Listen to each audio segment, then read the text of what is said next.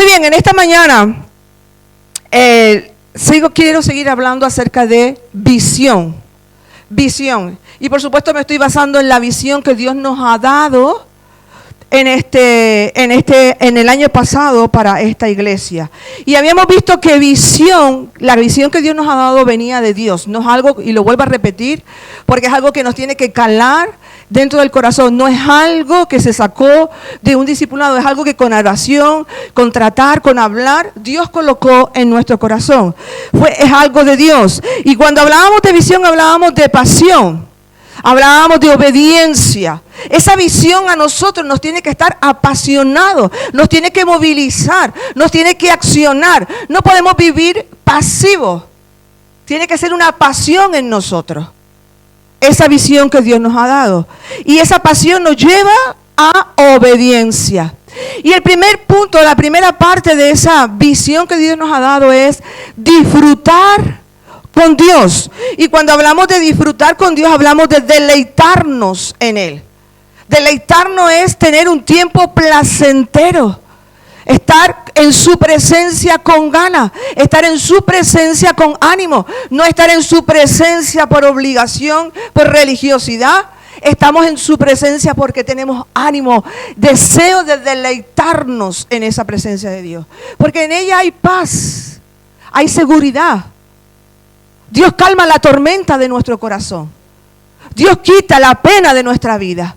No digo que quita la circunstancia, pero sí quita la pena de la circunstancia. Dios nos da poder para combatir contra la circunstancia y mantenernos firmes cuando nosotros nos deleitamos en la fuente de la vida, que es Dios para con nosotros. En segundo lugar, vimos la segunda parte de nuestra visión, es compartir con los demás. Y habíamos hablado que compartir era la idea de placer, hacer placentero, el placer de ser feliz al que está a nuestro lado.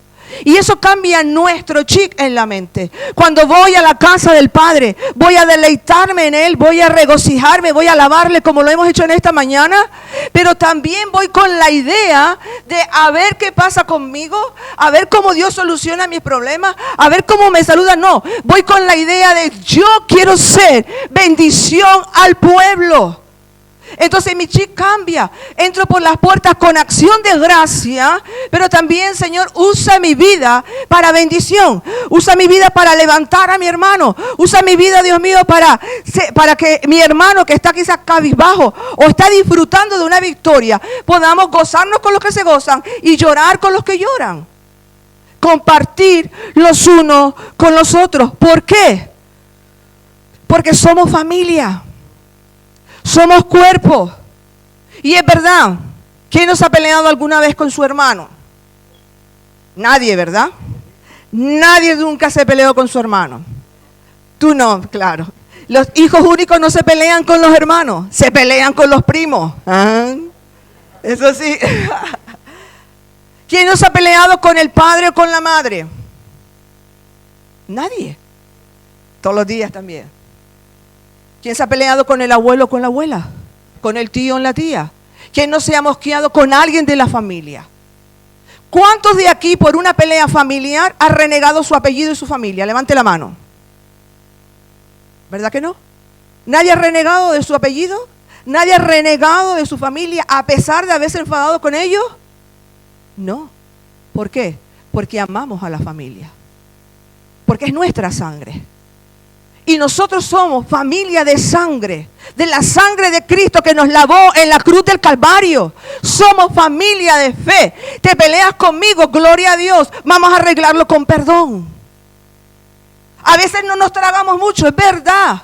Vamos al trono de la gracia, Dios transforma, Dios cambia. Eres mi familia, no voy a renegar, no me voy a ir de tu lado. Porque eres familia, lleva la sangre de Cristo, lleva el sello del Espíritu Santo. Y a veces cuando no nos entrelazamos, no nos caemos bien, siempre pensamos en el otro. Quizás somos nosotros que tenemos que ir al trono y decir, Señor, transforma, cambia, dame misericordia, dame compasión, dame ese amor activo. Haz algo conmigo. Y Dios tiene que hacer algo conmigo. Yo no sé si contigo, pero conmigo sí. Porque Dios tiene que darme el sentimiento de familia, de cuerpo. Yo no cojo los domingos, digo el brazo izquierdo, te quedas en casa. No me gusta. No, me lo llevo todo. No quiero ser manca, no quiero ser coja. Quiero llevarme mi cuerpo completo. Somos cuerpos. Por eso compartimos los unos a los otros. Y hablamos de salir de la caja, porque a veces venimos a la casa de Dios con nuestros bloques de diferencia. Abrazamos fríamente, porque tenemos un bloque en nosotros que no nos permite acercarnos al otro. Y a eso ya lo vimos, y si no te acuerdas, lo miras en YouTube.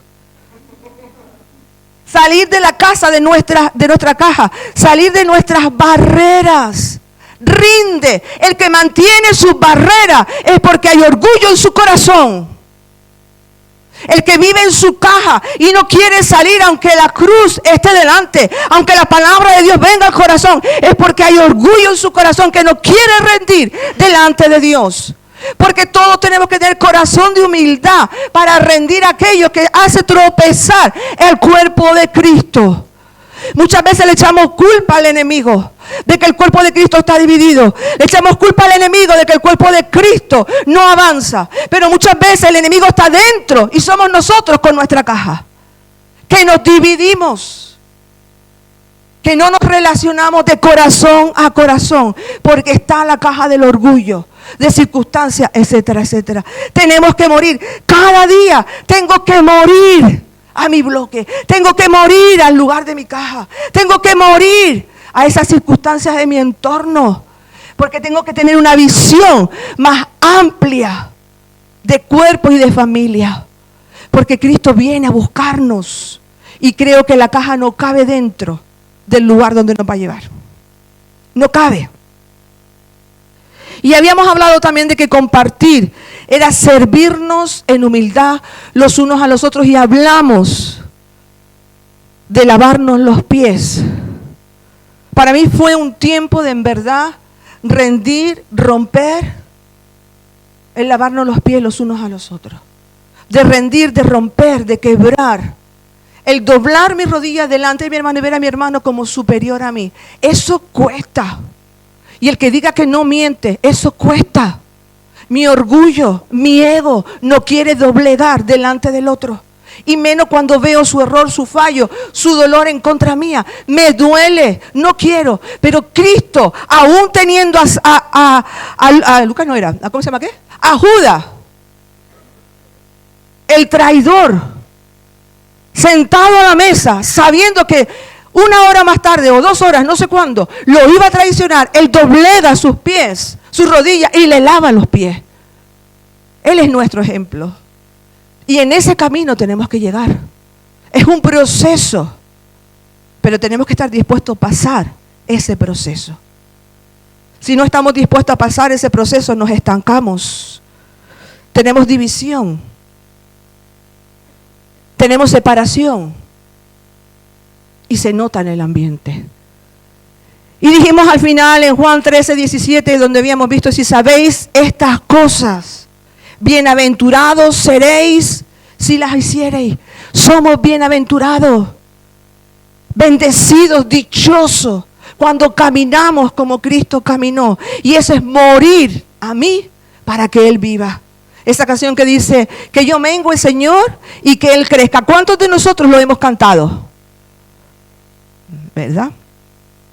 Pero ¿cuántas veces es que viva yo y que mengue Cristo ahora porque las circunstancias me favorecen más de esta manera? Y hoy vamos a hablar de impactar nuestra sociedad. Es la tercera parte de nuestra visión. Disfrutar con Dios, compartir con los demás e impactar nuestra sociedad. Esa es la línea de trabajo, la línea que Dios nos ha dado como iglesia, quizás por unos años, no sabemos hasta cuándo, pero mientras, esa es la línea. ¿Qué significará la palabra impactar? Impactar significa impresionar, sorprender. En su idea original era hacer un choque de una acción que se hace con fuerza contra otro. ¡Pum! Un impacto. Y algo en ese impacto ocurre. Pero bíblicamente hablando, impactar significa ejercer una influencia espiritual transformadora. Ejercer una influencia espiritual transformadora de manera positiva y redentora en el mundo donde nosotros vivimos, reflejando el carácter de Cristo. Nosotros como iglesia CFC tenemos que dar un impacto donde quiera que vayamos, de tal manera que el ambiente donde estamos, que el ambiente donde nos movemos, tiene que ser transformado, porque la presencia de Dios está en ese lugar a través de tu vida. El espíritu de vida que está en ti impacta las tinieblas donde tú estás. Y tiene que haber un cambio, una transformación. Y la gente quiere venir a salvación, a redención. Porque hay algo en nosotros como iglesia, como individuos, que choca con ellos. ¿Qué pasó? ¿Pero qué tiene esta persona? ¿Pero cómo habla así? Cuando me saluda, ¿por qué algo? Porque está viendo un impacto espiritual. Tu luz contra sus tinieblas, haciéndole caer las vendas de los ojos y reaccionar ante lo que tú tienes. También impactar habla de provocar cambios profundos y duraderos, no solamente en nuestras vidas, sino en el entorno, que están alineados con el propósito de Dios, porque no nos amoldamos a este mundo. Caminamos por el mundo, amamos los que viven en el mundo, pero no amamos el mundo. Y el mundo habla de la filosofía, de la ideología, de la manera de vivir. No amamos ese ambiente del mundo. Claro, amamos la montaña. Eso sí, la naturaleza. Ahora va a decir, vamos a quemar los bosques porque no amamos al mundo. No, estamos hablando de la filosofía, de cómo se mueve el ambiente, las ideas, las acciones. No amamos eso, porque el príncipe de eso es Satanás. Lo que yo amo es lo que Dios me pone en mí. Y amo a la gente que vive en ese ambiente, que está esclavizada en ese ambiente. Y quiero provocar un impacto en esa vida. Una vida impactada por el Evangelio es aquella que experimenta la obra de Cristo, llevando a la santidad, al arrepentimiento y al cambio. Iglesia CFC, hemos sido impactados por el Señor Jesucristo en nuestra vida. Pues si hay un impacto de Cristo en nosotros tiene que haber una vida de arrepentimiento, de santidad y de cambio duradero en nosotros. Porque Cristo lo ha hecho en nuestra vida. Y con el impacto en nosotros podemos impactar a otros. Impactar no es solamente impresionar, es transformar las vidas. Es transformar las vidas. Nosotros como iglesia tenemos que despertar para transformar vida. Tenemos la autoridad de Cristo de ir y hacer discípulos a todas las naciones de la tierra. No a la parte norte, no a la parte sur, a todas las naciones de la tierra. Estamos llamados a impactar con la transformación que Cristo ha hecho en nosotros. Hacerlo también en otros. En otros. Dios tiene que abrirnos los ojos en cuanto a eso. ¿Y por qué es necesario que tengamos que impactar? ¿Por qué? Porque hay dos destinos después de la muerte. Esa canción de el vivo al hoyo, no, a ver, el muerto al hoyo y el vivo al bollo, no. Va al hoyo, pero después del hoyo está la realidad eterna. Hay dos destinos. Uno es el cielo y otro es el infierno. Uno es la presencia de Dios y otro es la eternidad sin Cristo, con todos aquellos, como dicen muchos en el mundo, donde está el bailoteo, donde está la bebida, donde está lo bueno.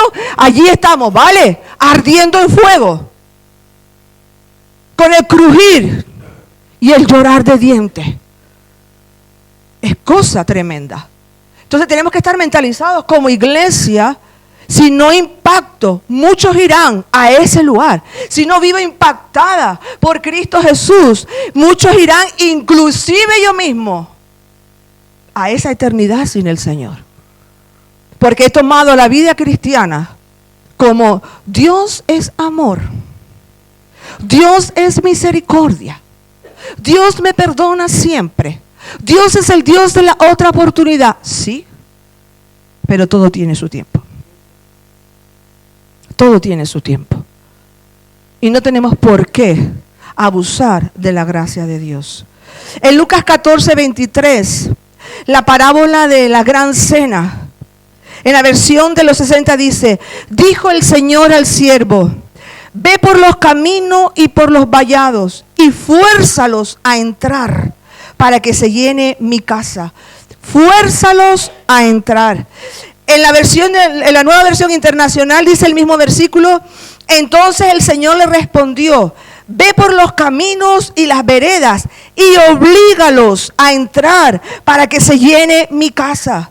Mateo 22:9 dice, la parábola de la fiesta de la boda: y pues a la salida de los caminos y llamad a las bodas a cuantos hayáis. Fuérzalos, oblígalos, llámalos. Es nuestra responsabilidad, porque solo hay dos destinos. Y hoy está la idea de, bueno, yo respeto, bueno, yo dejo tiempo, yo respeto. Respeta, pero mientras respeta, habla de Cristo, porque el respeto no llevará a nadie a la presencia de Dios. Cuando estemos delante de Dios, Dios te pregunte, ¿qué hiciste? ¿Hablaste? No, yo respeté.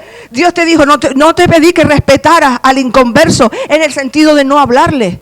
Te dije, habla y haz discípulos a todas las naciones. Ahí dice, fuérzalo. Forzar es obligar, es impulsar. Es decir, le tienes que recibir al Señor. Y a veces esa fuerza y esa obligación se hace también con ayuno y oración.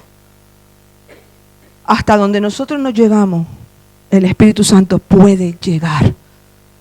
La roca más fuerte puede ser quebrada por ayunos y oraciones delante de Dios, por personas, por situaciones.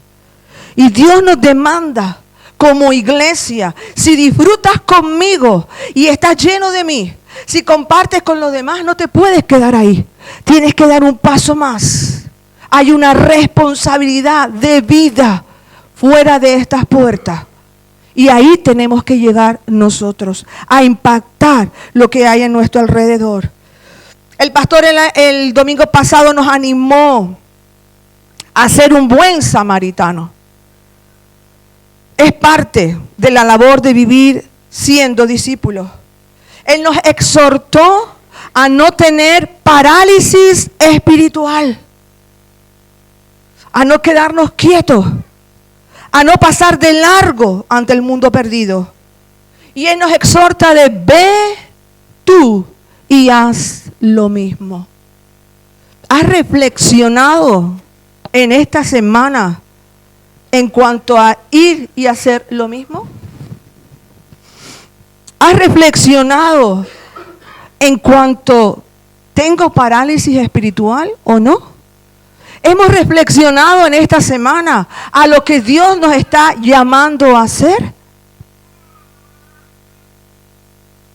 ¿Nos impactó la predicación? ¿Nos motivó? ¿Pero quedó solamente en un sentimiento? Y dos preguntas que él dijo que las rescaté también, que cuando vayamos a ir, no tenemos que preguntarnos cuánto me va a costar impactar, sino tengo que preguntarme qué necesita esa persona. Porque impactar a otros nos va a costar tiempo, a veces nos va a costar dinero, a veces nos va a costar oraciones, a veces nos va a costar paciencia, a veces nos va a costar oír la misma historia una y otra vez, su queja, su tristeza, una y otra vez. Hay un costo para impactar la vida de los demás. ¿Qué vamos a hacer con eso?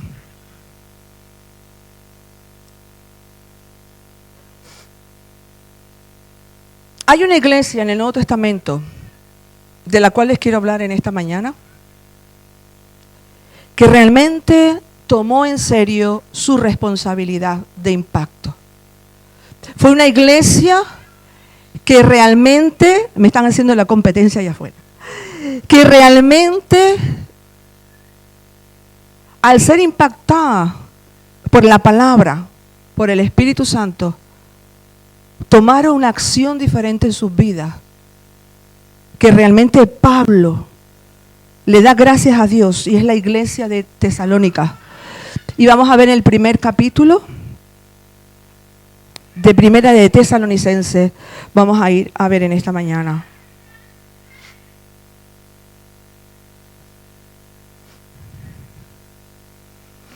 Dice la epístola primera, en el segundo versículo: damos siempre gracias a Dios por todos vosotros. Damos siempre gracias a Dios por todos vosotros. ¿Por qué Pablo le da gracias a Dios por esta iglesia? Esta iglesia fue levantada o nacida en el segundo viaje misionero de Pablo. Él fue con Silas y Timoteo a Tesalónica una vez que salió de Filipos y de Berea huyendo por la persecución, y llega a Tesalónica y comienza a predicar. Y me gustaría leer en el libro de Hechos el nacimiento de esta iglesia. Hechos capítulo 17, vamos a leer allí. Hechos 17, dice: pasando por Anfípolis y Apolonia, llegaron a Tesalónica, donde había una sinagoga de los judíos. Y Pablo, como acostumbraba, fue a ellos y por 3 días de reposo discutió con ellos, declarando y exponiendo por medio de las Escrituras que era necesario que el Cristo padeciese y resucitase de los muertos, y que Jesús, a quien yo os anuncio, decía él, es el Cristo. Y algunos de ellos creyeron. Pablo impactó con la palabra. Pablo habló y hizo un choque espiritual entre ellos. Y dice, y algunos de ellos creyeron y se juntaron con Pablo y con Silas, de los griegos piadosos, gran número, y mujeres nobles, no pocas. O sea, se levantó una iglesia en un periodo de tiempo escaso, corto. ¿Por qué? Porque la palabra de Dios es viva, y el respaldo de Dios en nosotros cuando la declaramos es real, y hace que las tinieblas tengan que huir, las vendas se caigan, las vidas sean desatadas y reciban la palabra de Dios. Y a Pablo le ocurrió esto. Se levantó un grupo de gente que creyeron que Cristo era el Mesías, el Salvador esperado. Pero ¿qué ocurrió? Lo de siempre. Versículo 5. Entonces los discípulos que no creían, teniendo celos, tomaron consigo algunos ociosos, hombres malos, y juntando una turba, alborotaron la ciudad, y asaltando la casa de Jasón, procuraban sacarlos al pueblo. Pero no hallándolos, trajeron a Jasón y algunos hermanos ante las autoridades de la ciudad, gritando: estos que trastornan el mundo entero, también ha venido acá. Estos que trastornan el mundo entero, estos que están impactando con otra idea, estos que están impactando a la gente y están cambiando sus vidas, están dejando sus ídolos, están dejando la hechicería, están dejando la amargura, están viniendo aquí. Y a los religiosos no les interesaba, a los negociantes no les interesaba, porque hay un choque de luz y tiniebla. Por eso se levanta el enemigo. Si cuando tú predicas el evangelio, el enemigo se levanta, es porque lo estás haciendo bien. No te rindas. Hay la unción, el poder de Dios en tu vida para derrotar a ese enemigo. Las puertas del Hades no prevalecerán contra la iglesia. Y tú eres la iglesia de Cristo, del Cristo resucitado. El poder de Dios está sobre tu vida. Abre tu boca y predica. Habla, porque Dios te respalda. Se levantará la turba, se levantará el enemigo, pero no podrá contra ti, porque tú eres más poderoso que ellos. Y dice, y a los cuales Jasón ha recibido, y todos estos contravienen los decretos de César, diciendo que hay otro rey, Jesús. y alborotaron al pueblo y a las autoridades de la ciudad, oyendo estas cosas. Pero obtenida fianza de Jasón y de los demás, lo soltaron. Y Pablo tuvo que salir corriendo de Tesalónica, dejando una iglesia joven a las expensas de un tiempo de dificultad. Pablo, después de aquí, sale a Atenas, y cuando está en Atenas le dice a Timoteo, y eso lo vemos en el versículo 3, del 1 al 2, dice: no soporto más el no saber cómo están los tesalonicenses. No soportaba más, porque amaba a esa iglesia, y envía a Timoteo, pero él sigue su recorrido de su segundo viaje misionero y llega a Corintios. Y en Corintios él está esperando las noticias de Timoteo. Y por eso tenemos primera y segunda de Tesalonicenses. Es la respuesta de Pablo a las noticias que Timoteo trae de la iglesia de Tesalónica. Y dice en el versículo 6 de primera de Tesalonicenses, primer capítulo, lo que le dice es: y vosotros vinisteis a ser imitadores de nosotros y del Señor, recibiendo la palabra en medio de gran tribulación, con gozo del Espíritu. Esta iglesia había nacido en un principio con alegría, todo el mundo se convertía, se levanta la oposición y comienza a ver no solamente problemas, dice gran tribulación, gran tribulación. Y la palabra es la idea de exprimir, apretar, aplastar. El enemigo tenía la idea de aplastar la iglesia de Tesalónica. El enemigo tenía la idea de exprimir, de desaparecer la iglesia de Tesalónica en esa gran tribulación. Pero ¿qué dice? Pero ustedes en medio de ellos recibieron mi palabra con gozo. Tribulación y gozo, agua y aceite, ¿o no? No importaba, porque la palabra les hizo vivir por encima de las circunstancias. Las promesas, la esperanza, el amor de Cristo hace que la gran tribulación que tenían ellos delante no fuera tan importante como el gozo que ellos estaban recibiendo por recibir la palabra de Dios, la palabra de vida, la transformación de sus corazones. Y por eso Pablo dice: ustedes han recibido la palabra en medio de gran tribulación. ¿Y qué era esa tribulación? Estaban siendo burlados, maldecidos, con ataques verbales, abusos físicos, difusión de mentiras y rumores en contra de Pablo para destruir su ministerio. Si quitamos a Pablo y hablamos mal de él,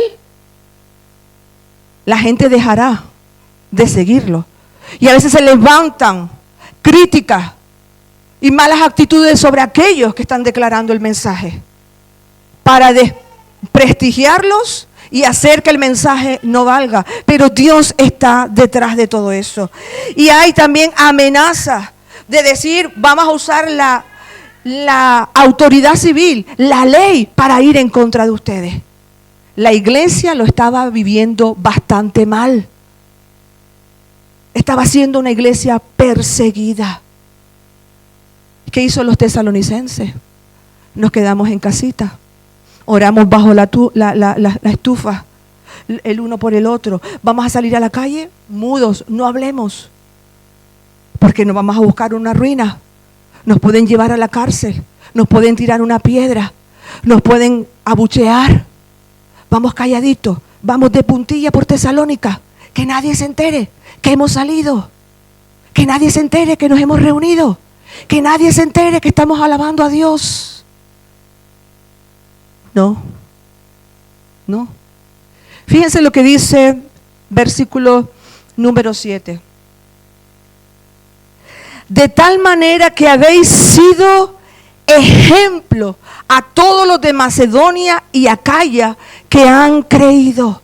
Esta iglesia en gran tribulación fue ejemplo para todos aquellos que estaban en su región y en la región colindante. O sea que ellos salían a la calle para decirle a la gente lo que había ocurrido en su vida. No le importaba la tribulación, no le importaba el abucheo, no le importaba que los señalara, no le importaba que los retirara, no le importaba que le tiraran piedra. A ellos le importaba era declarar la vida de Cristo para ellos. No se quedó dormida. Y dice ahí Pablo, ustedes fueron un ejemplo. Un ejemplo es un patrón, un modelo a seguir. Fueron un modelo del verdadero carácter de Cristo. Y dejaron influencia e impresión, no solamente en el lugar donde estaban, en su región de Macedonia, sino en Acaya. O sea que tú ibas a Acaya y te enterabas que en Macedonia había una iglesia que amaba a Dios y se movía de tal manera que era impresionante. En medio de gran tribulación. El versículo 8 dice, porque partiendo de vosotros ha sido divulgada la palabra del Señor. Esta iglesia divulgaba, hablaba, y la palabra divulgar es como una trompeta, como una radio, emitiendo las 24 horas del día un mensaje. Divulgar como una radio, hablando, compartiendo, haciendo. El testimonio de la iglesia resonaba en todas partes. Pero mira, el versículo número 8 no dice solamente en Macedonia y Acaya, sino que también en todo lugar vuestra fe en Dios se ha extendido. De modo que nosotros no tenemos necesidad de hablar. Dejaron a Pablo en el paro. Pablo tenía que ir a la INEM porque dice, no tengo lugar para hablar, porque ya aquí los de Tesalónica se alborotaron tanto que ya no solamente hablan su región, en la región de al lado, sino que donde quiera que vaya me hablan de Tesalónica, de Cristo. ¿Qué pasa? Mi apostolado me lo han robado. Ustedes se están poniendo en el contexto. ¿Cuántos de nosotros aquí tenemos tribulación? ¿Cuántos de nosotros aquí nos han tirado piedras, huevos, nos han roto el coche, han incendiado la casa, han matado a alguno de los nuestros? No sé, algo. Probablemente algunos te dirán, mira, ahí va el curita, que suelen decirle, o ahí va el padre no sé qué, o quizás alguna que otra vez te echaron de un trabajo, pero realmente vives presionado, vives atribulado por ser cristiano. Quizás algunos de tus amigos se rían, ¡ja! Mira, ahora te metiste en la iglesia, pero ¿y eso? Esta iglesia, ¿dónde es conocida?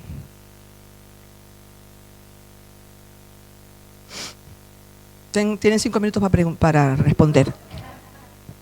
¿Dónde somos conocidos? ¿Somos conocidos en Agüime? ¿Somos conocidos en Carrizal? Primero. ¿Somos conocidos en Agüime?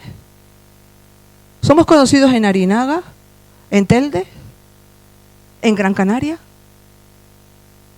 ¿Alguien sabe del CFC? ¿De cómo es CFC? ¿Alguien fuera de aquí sabe cómo se mueve CFC? ¿Cómo es la esencia de CFC? ¿Qué hablan los de CFC?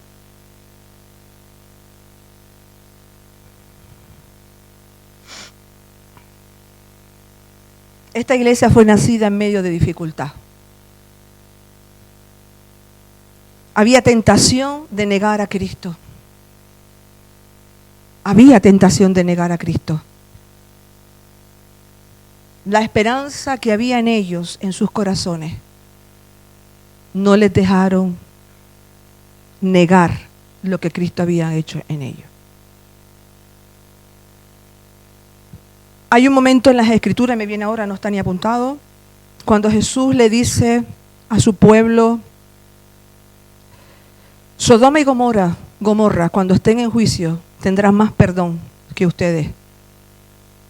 Ustedes imagínense y esto no es amenaza, eso simplemente me viene a mí, pero es poniéndolo un poco ahí, que el Señor un día nos diga, la iglesia que tienen ahí, no sé si es la Candelaria, la que tienen ahí, tiene más perdón que ustedes.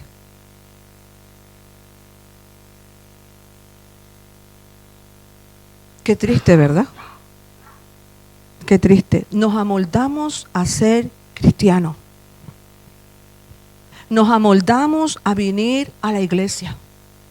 Nos amoldamos a levantar las manos y a que Dios sane mi corazón, conteste mis necesidades, resuelva mis problemas, supla mis carencias. Nos amoldamos a que somos el centro de la iglesia. Y nos olvidamos de que hay un mundo perdido que no conoce de Cristo.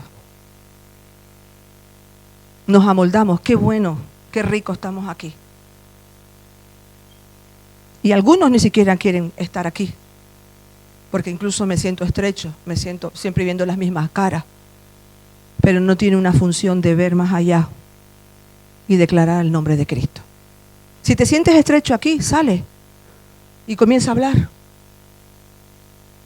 Comienza a hacer la obra que Dios nos ha mandado a hacer, impactar nuestra sociedad. No tenemos justificación. Es verdad, hablamos de Cristo y enseguida la gente no se va a convertir. Es verdad, hablamos del Señor y a lo mejor vamos a tener contraposición, pero no es una gran tribulación. Ellos no pararon de hablar, de compartir, que en cualquier lugar donde iba Pablo sabían lo que había ocurrido en esa iglesia. Pero ¿qué ocurrió realmente en sus vidas para que ellos tuvieran ese fuego en sus corazones?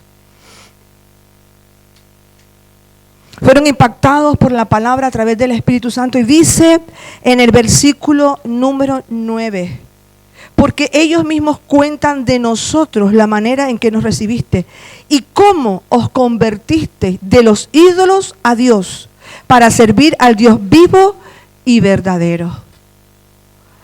Había primero una transformación en nuestro corazón para poder llevar el mensaje de transformación a otros. Quizás estamos en la casa de Dios en esta mañana y me tiro piedras a mi tejado, no es para ustedes, yo como si no lo viera.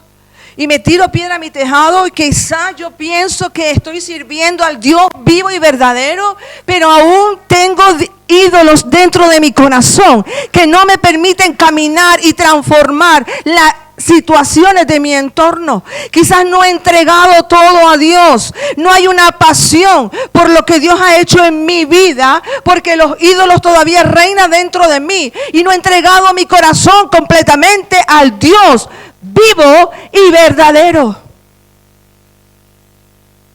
Y un ídolo puede ser cualquier cosa, pone el nombre que quiera. El nombre que quiera. Gasto tiempo en ello, me importa eso, mi mente está con eso, le doy vueltas por ello, invierto tiempo, invierto dinero, invierto camino, invierto día, invierto semana en ese ídolo. Cuando disfruto con Dios, Dios cambia la vida y nos hace ver y poner el corazón de Él en nosotros para que compartamos a aquellos que no conocen de Dios. Para mí hay una escalera en ellos aquí. Ellos reciben primero al Señor, luego son ejemplo en sus vidas y por ese ejemplo que da hay un fruto. Y el fruto es que Pablo dice, les doy gracias a Dios en el versículo 3, acordándonos sin cesar delante de Dios y Padre nuestro de la obra de vuestra fe, del trabajo de vuestro amor y de vuestra constancia en la esperanza en nuestro Señor Jesucristo, porque conocemos, hermanos amados de Dios, vuestra elección. Ellos eligieron a Cristo. ¿A quién eliges tú? Ellos eligieron a Cristo. ¿A quién eliges tú? Si elegimos a Cristo, tenemos que tener obras de fe, porque si la fe sin obra es muerta. Tenemos que tener un trabajo de amor. El hacer la labor en Cristo lo hacemos con amor, no por imposición, no porque falta alguien, no porque no me queda otro remedio. Lo hago porque hay un amor en mí para hacer la obra de Cristo aquí. Es que si no, no me dejan en paz. Es que si no, me ataburran de llamadas y de iconos. Es que si no, me presionan. Claro que te presiono, porque hay don, hay llamado en tu vida que estás dejando dormir. Y hay un mundo perdido que está esperando que tú abras la boca y hagas la obra de Dios. Con fe, con amor y esperanza, porque Cristo va a volver. ¿Qué fruto le vamos a dar? ¿Qué fruto le vamos a presentar? Y me tiro piedras a mi tejado, porque son 30 años o más. Y eso atribula mi corazón. Atribula mi corazón. Señor, ¿hasta cuándo? Señor, ¿hasta cuándo? Por eso un día dije en una reunión y tomé una decisión. Sea uno o sean dos. Si hay algo que hacer y solamente tengo dos, lo voy a hacer. Se acabó el tiempo de esperar. Se acabó el tiempo de pasar mano. Se acabó el tiempo. Porque el tiempo se va. La gente se muere. Hay muchos que se suicidan en este tiempo. Dios tiene que despertarnos. Dios tiene que poner en nosotros un clamor para ayunar, para clamar, para salir, para hacer. Y no estar rodeado siempre de la misma circunstancia. El yo y el yo. El yo tiene que morir. Cuando yo me enfoco en las cosas de Dios, el yo y todas mis circunstancias, Dios la va a colocar, la va a resolver. Mientras yo quiera resolver lo mío. Yo a veces tengo circunstancias en la vida. Familiares, personales, ministeriales, aleales. Y este año he decidido una cosa. No voy a pelear más. No me voy a ofuscar más. No me va a afectar más. Sé dónde tengo que ir. Al trono de gracia. Al trono de gracia. Me tengo que inclinar. Tengo que orar, tengo que ayunar, tengo que pelear la batalla. Y Dios me ha dicho, si peleas, tienes la victoria. Porque cosas tienen que cambiar.